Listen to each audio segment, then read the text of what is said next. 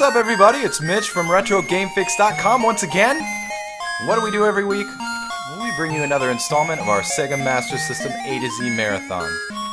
This week, we bring you one of the greatest platformers on the system, 1990's Castle of Illusion, Mickey Mouse.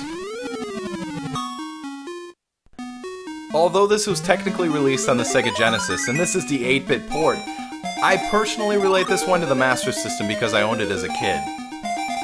The game was brought to you by, of course, you guessed it, Disney, who has a long history of amazing titles for the 8-bit systems, specifically for the NES. This one easily stands up to the best of them and has almost identical gameplay and mechanics to all the greats.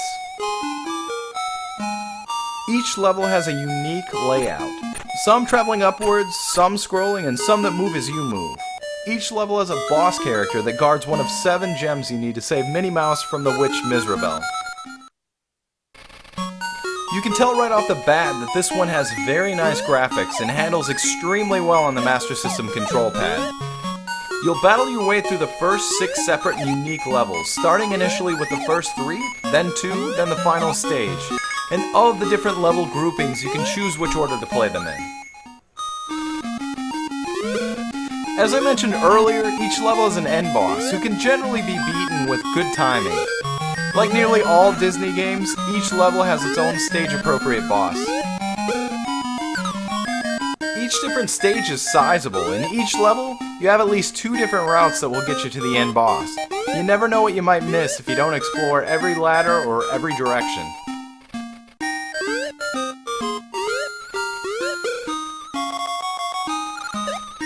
One of my favorite aspects of this game is that the music is extremely memorable, and in that regard I'd easily give it an A+.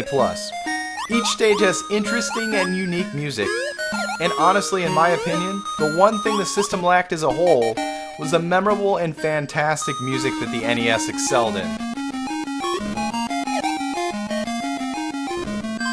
By the time this one was released, Sega had already reacquired the US distribution rights for the Master System.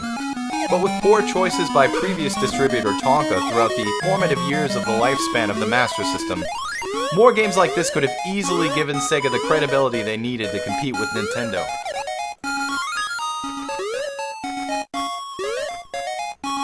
Overall, this game was one of the staples of my childhood, and once you pick it up, it's extremely difficult to put down. The graphics, controls, and sound excel in a game that's packed with variety, and it easily stands up to any 8-bit game on either system. This is the first game on the system that we've come across up to this point that I'm going to give a solid 5 out of 5 to. It was great then, and it's still great now.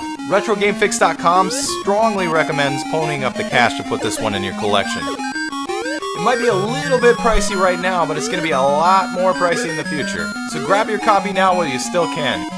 And with that, this is Mitch from Retrogamefix.com. We will see you next time.